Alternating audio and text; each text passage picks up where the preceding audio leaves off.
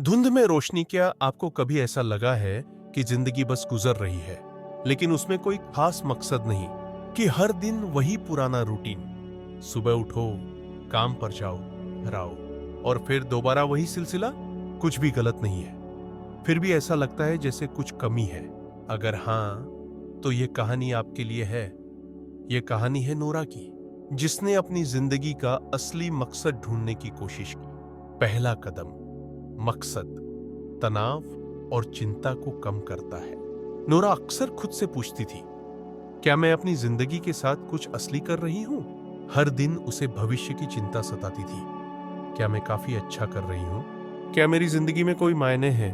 फिर एक दिन एक कैफे में बैठे हुए उसने एक बुजुर्ग आदमी को अपने दोस्त से कहते सुना, जिंदगी बदल जाती है जब तुम्हारे पास कोई ऐसा कारण होता है जिसके लिए तुम सुबह उठो। उस रात नोरा ने फैसला किया, मुझे अपने उस कारण को खोजना है। लेकिन उसने खुद से एक अलग सवाल पूछा, अगर मैं कोई बड़ा मकसद नहीं ढूंढ पा रही, तो क्यों ना छोटे छोटे पलों में खुशी ढूंढूं? उसने उन चीजों की एक लिस्ट बनाई जो उसे सच में खुशी देती थी। सुबह की सैर, दिलचस्प बातचीत और दूसरों की मदद करना। उसने तय किया कि अब वह भविष्य की चिंता करने के बजाय हर दिन में थोड़ा सा अर्थ जोड़ने की कोशिश करेगी। दूसरा कदम, मकसद से ऊर्जा और प्रेरणा मिलती है। अगली सुबह नोरा ने पहली बार अपनी भागदौड़ भरी जिंदगी को रोककर सूरज के उगने को देखा। जब हल्की सुनहरी रोशनी आसमान में फैली तो उसे अंदर से कुछ अलग महसूस हुआ, एक शांति, एक ताजगी। मैंने इतनी जिंदगी खुशी को ढूंढने में बिता दी कि मैंने इसे महसूस करने का समय ही नहीं निकाला। अब उसने अपने दिलचस्पी वाले कामों को खुलकर आजमाने का फैसला किया। उसने एक आर्ट क्लास ज्वाइन की, जिसे वह हमेशा से करना चाहती थी। जब उसने पहली बार ब्रश उठाया तो समय जैसे ठहर गया। शायद यही वो चीज है जो मुझे जिंदगी का एहसास दिलाती है, उसने खुद से कहा। तीसरा कदम, मकसद मुश्किल हालात में मजबूती देता है। कुछ हफ्तों बाद ऑफिस में उसकी एक प्रोजेक्ट रिजेक्ट हो गई।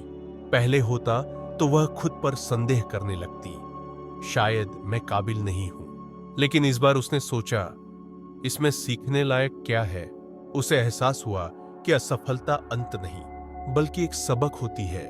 उसने अपनी एक लर्निंग जर्नल बनाई, जिसमें उसने हर चुनौती से मिले सीखने के अवसर लिखने शुरू कर दिए।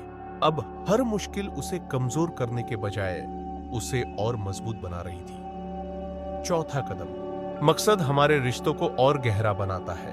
नोरा ने गौर किया कि जब भी वह दूसरों की मदद करती थी तो उसे सच्ची खुशी महसूस होती थी। इसलिए उसने एक लोकल कम्युनिटी सेंटर में वॉलंटियर करना शुरू किया, जहां वह जरूरतमंद बच्चों को पढ़ाने लगी। एक दिन जब एक बच्चे ने गणित का सवाल हल किया और खुशी से झूम उठा, नोरा का दिल गर्व से भर गया। यही तो वो एहसास है जो मैं इतने समय से ढूंढ रही थी।